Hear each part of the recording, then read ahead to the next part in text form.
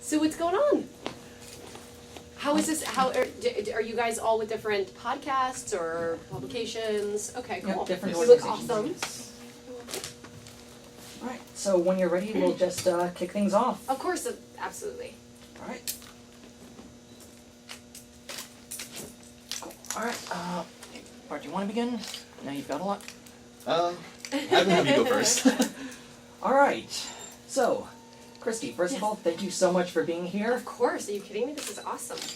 And I think I'm just going to dive right in with what might be the most important question I will ever ask. Oh my gosh, which? Now that beepers are a thing of the past, do you feel that the Kim Possible theme song needs to be updated for the modern day? Absolutely. It needs to be tweet me Grammy. I think so. I definitely think if/when, I don't know, if Kim Possible comes back, they should update the song. Absolutely. That'd be awesome. And they could just kind of like go on from there. She'll just constantly be regenerating. Always updating to new social media. Exactly. I might have oversold the importance of that question just a little bit. Oh no, I actually think it's a question that I've answered for myself, because people will come up to me and they, especially at cons, they'll be like, my ringtone is Kim Possible, and I know so many people, or I'll even be walking around and either people tease me with it because they know it's me at the cons, or literally like they don't even know it's me and I'm at Target and people like sound off and they still have it.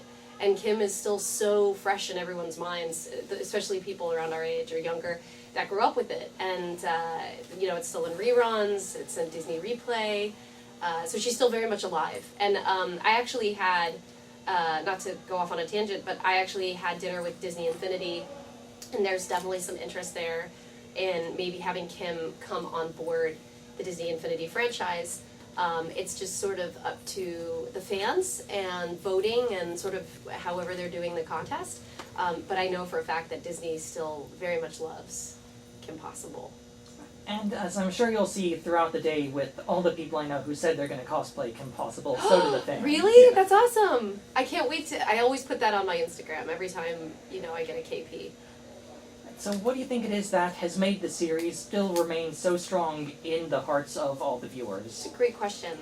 I honestly believe that Kim Possible speaks, it has the sort of timeless sense of humor that Bob and Mark, the creators, really wrote for the whole family. It's sort of like the jokes can play on sort of a basic level, but then they can play on a more intellectual level too. And I think like as children we watched it and we enjoyed the action and the coloring and the design of Kim and everything about it was sort of just really, it was, I want to say encapturing, I don't know, it captured our attention.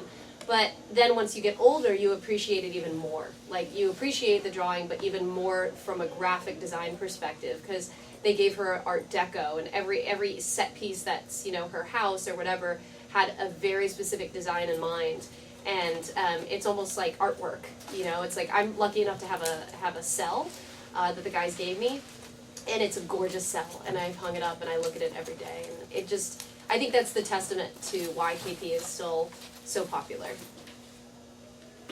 So, from time to time, we've noticed that you've done TV shows, movies, voice acting, and now Broadway. What's it like going through all the different events that you have to go to within your career? Wow, that's a great question too, you guys.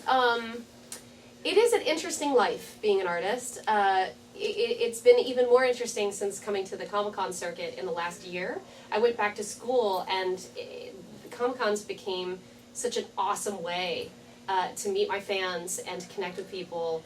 And, actually when KP was on the air, we weren't allowed as Disney contracted actors, even though we were freelancers, we weren't really gifted the ability to be able to go to Comic-Con.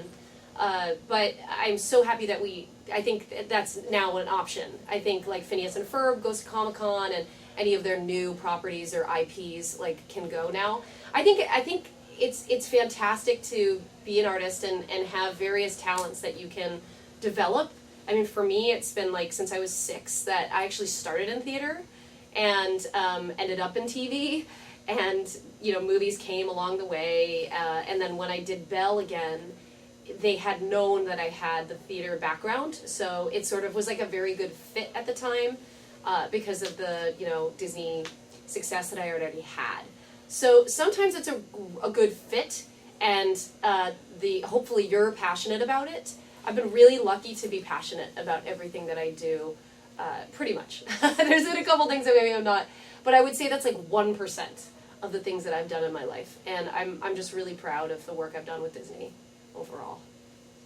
My next question. So what was it like working on the set of Even Stevens, working with Shia, Tom Virtue, and any of the big name guests that come on the show from time to time? What was it like working on that show? Yeah, I mean, we had Phyllis Diller, who was a great icon of comedy, comedian.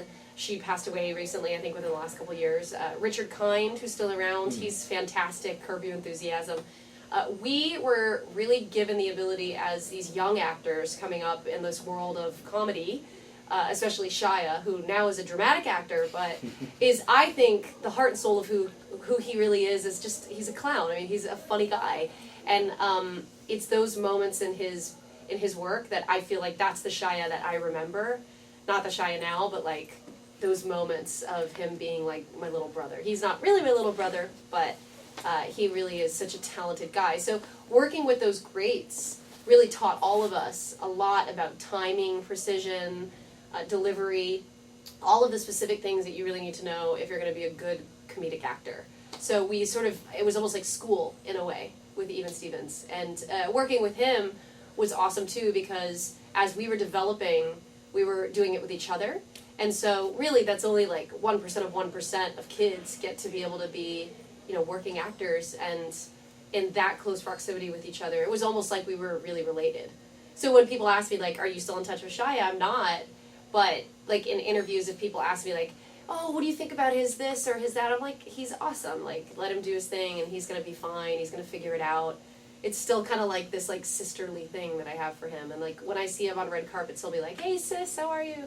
So, it's like that experience you have that kind of never goes away. Well, go for it. Yeah.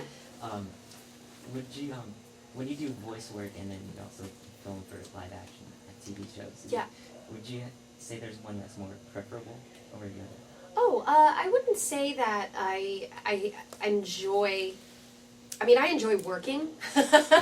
Work for an artist is sometimes it's very competitive and hard to come by, and especially women. Like it is hard for us to like maintain at a certain age after, especially with Disney, you age out of Disney after like 21, and I enjoy working, but doing Kim Possible was just as rewarding as doing Belle and performing for an audience every single night. Although that was really exhausting, I will say. KP isn't as exhausting. You go in, you make sure you have enough energy and you rest up, you rest your voice most importantly, and you go in and you give them 110%, and it's a lot easier to do an episode over a course of 2.5 hours than it is to literally for 2.5 hours be on stage and running and jumping and falling and singing and fighting the beast and running from wolves and 200-pound dress or whatever you have to wear. So it's not that it's less enjoyable. It's just that I think it's just different in the level of exertion that you have to put into the moment of making the art.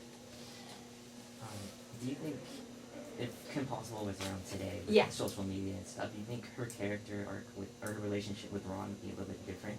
Oh, how do you figure? Like their boyfriend-girlfriend relationship? People like on Twitter, on Facebook and stuff would try to suggest to the creators and stuff that maybe Kim should do this with Ron, or should they break up, or should they be together? Oh, like the feedback, fan feedback? I think Bob and Mark have always been really, really good about trying to listen and try to talk to the fans to get an overall sense of like what they want. They're awesome, and they're nerdy just like me, and we all love the fans and we want to be able to give them what they want. If it were to come back in some way, whether it be a comic book or like, I don't know, maybe it starts small and comes back to a show, I don't know, it's very hard to get shows back on the air. However, I will say, you see these shows coming back all the time, like not Darkwing Duck, although Darkwing's in Disney Infinity now, but like all these shows are coming back, and it's really exciting to think that maybe eventually she'll come back. And I don't see any reason why I wouldn't be asked to come back. I've asked Bob and Mark, and they said that they would love for me to be Kim again. And Will Friedle is probably on board, you know, Nancy Cartwright. All of these people are still in the voice actor animation game. It's not like anyone's retired. So I think we're all kind of standing by to see what would happen. And then when and if that were to happen, I think Bob and Mark would very much listen to social media and consider what the fans have to say. Because ultimately the fans are really why we would have come back. Hi, we have another guest. Hi. Hey, yeah. Hi. Hi. How you doing? Pretty good. Good. So, did you guys have any other questions? Because I guess I have to skedaddle. Yeah. Two more and then we'll wrap it up. Okay. For Disney Um, Infinity, you guys wanna just climb up and wait? I'm I'm gonna go down and get there. Impossible toys and I have a lot of Disney Infinity toys now. They sent me a box, and I have all the 3.0s. So it's pretty exciting. I've been playing them nonstop. I love to play with Olaf. That's awesome. I think KP would be a perfect fit for Disney Infinity. I think her combat mode, her toys, her gadgets, I think all of that fits in line with the brand absolutely. And I think it would be great to have her be in the sandbox or the playbox. Yeah, playbox. Yeah. And you've done a lot of different characters for Disney.